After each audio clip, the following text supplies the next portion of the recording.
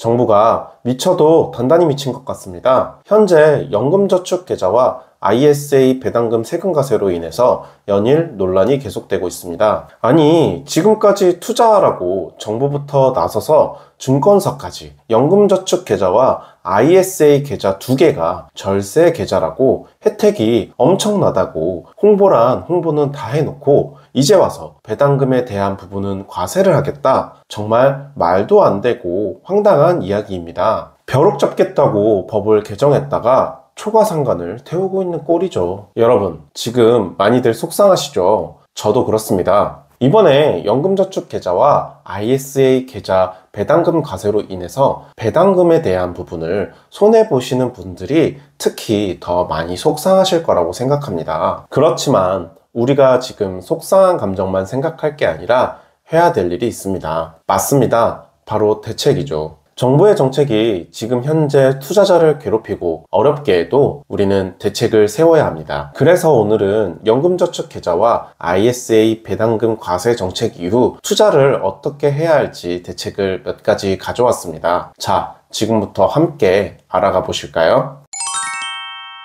잠깐 먼저 여기서 간단하게 현재 일어난 연금저축계좌 이중과세 사태에 대해서 잘 모르시는 분들을 위해서 잠깐만 문제가 되는 부분을 짧게 요약해서 설명해 드리겠습니다. 2025년 전에는 기존의 해외 ETF를 보유하고 있었을 때에는 배당금이 100만 원이라고 한다면 미국에서 15% 세금을 부과하고 한국 정부에서 15% 환급을 해줬기 때문에 100% 전부 다 계좌에 입금됐었는데요. 이번에 2021년도 개정된 세법이 2025년도에 시행이 되면서 한국 정부에서 미국 정부가 과세한 15% 세금에 대해서 더 이상 환급해주지 않게 된 거죠. 근데 이게 왜 문제냐면 연금저축 계좌에서의 나중에 연금을 수령할 때에도 3.3%에서 5.5%의 세금을 부과하게 되기 때문에 이중과세가 되는 거죠. 그래서 현재 문제가 되고 있는데요. 세법상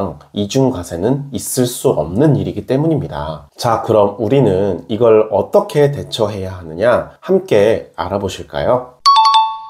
지금 가장 문제가 되는 게 배당금에 대한 세금을 부과하는 건데요. 그래서 배당금 위주의 ETF를 투자하는 게 아니라 성장주 위주의 ETF로 전환을 하는 것입니다. 여기서 배당금 위주의 ETF는 대표적으로 미국 배당 다우존스 ETF인데요. 한국판 SCHD라고 불리고 있습니다. 그럼 성장주는 어떤 ETF가 있느냐? 바로 S&P 500 ETF와 나스닥 100 ETF 같은 ETF가 있습니다. 이 두 가지 ETF의 경우 배당금 자체가 적고 주식의 성장으로 인한 시세 차익을 수익금으로 생각하기 때문에 대안이 될 수 있습니다. 기본적으로 이번에 배당금에 대해서는 과세가 되지만 시세 차익에 대해서는 여전히 연금저축 계좌나 ISA 계좌에서는 과세 이연 및 분리과세를 하기 때문입니다. 자, 이 부분 말로는 조금 복잡하죠. 간단하게 그림으로 좀 볼까요? 자, 그럼 한 주를 10,000원에 샀다고 가정하면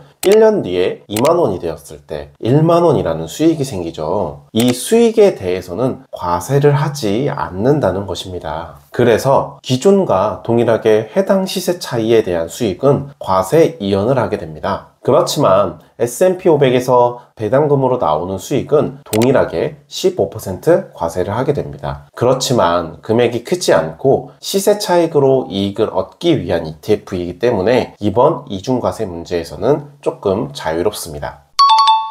두 번째 방법은요, 미국에 직접 투자하는 미국 직투입니다. 어차피 우리는 지금 투자하는 게 해외 주식 지수잖아요. 그래서 해당 지수 ETF를 계좌에 직접 매수하는 방법이죠. 그렇게 투자를 하면 가장 큰 이점은 미국 주식에 직접 투자하는 것이기 때문에 바로 대응이 가능하다는 점이에요. 또한 이번처럼 아예 한국 정부의 정책의 영향이 거의 없기 때문에 정책 문제에 대해 덜 예민해도 됩니다. 이곳에서 SCHD 같은 배당주를 매수하면 미국 정부 과세는 15%만 되고 일반 계좌이기 때문에 더 수익금에 대해서 과세하지 않습니다. 다만 시세 차익에 대해서는 양도소득세 문제가 있습니다. 아시다시피 해외 주식의 경우 250만 원까지의 수익만 양도소득세를 면제해 주기 때문에 250만 원 이상의 수익이 날 경우 22%의 소득세를 내야 해서 이 부분에 대한 대책이 반드시 필요합니다. 수익이 높을 경우 250만 원씩 1년 안에 매도 후 재매수를 하는 전략을 써서 절세를 하는 것이 좋습니다. 그리고 일반 계좌로 수익이 1년간 금융소득이 2천만 원이 넘는 경우 종합소득세 대상이 되기 때문에 이 부분도 체크해야 됩니다.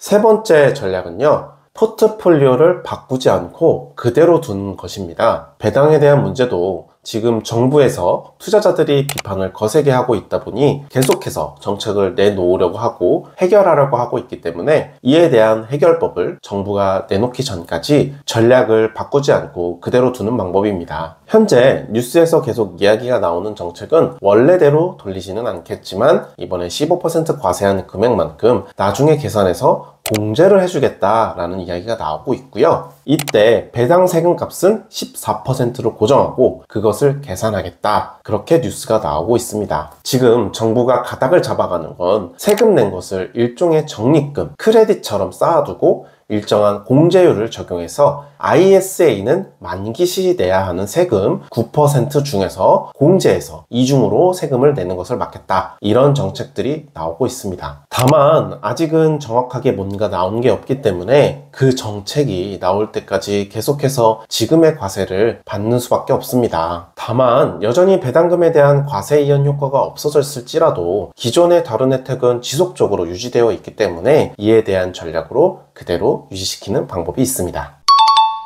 자, 그럼 지금까지 세 가지의 전략을 보셨는데요. 저 같은 경우에는 우선적으로 그동안 혜택을 보던 ISA 계좌는 그대로 두는 방향으로 갈 겁니다. 왜냐하면 저는 배당주보다는 성장주 위주로 투자를 했기 때문이에요. 비율로 하자면 S&P 500 70%, 나스닥 100 15%, 미국 배당 다우존스 15% 이렇게 갔기 때문에 배당주에 올인한 분들보다는 큰 손해가 없는 상황이긴 합니다. 그리고 더불어서 사실 지금 당장은 정부의 정책이 조금 정확하게 무엇을 어떻게 한다는 것이 없기 때문에 미국 직투로 이번 달은 진행하고자 합니다. 저는 현재 미국 직투로 VOO, SCHD, SPLG를 보유하고 있는데요. 이번 달은 평소 ISA에 투자하는 금액만큼 SPLG를 매수했습니다. 이렇게 되면 우선은 한국 정부의 정책과는 조금 분리될 수 있기 때문에 이렇게 결정을 하였습니다. 다만 임시적인 방법이고 ISA가 여전히 좋은 혜택을 유지하고 있기 때문에 정부 정책이 확실하게 나오는 대로 ISA로 다시 투자할 예정입니다.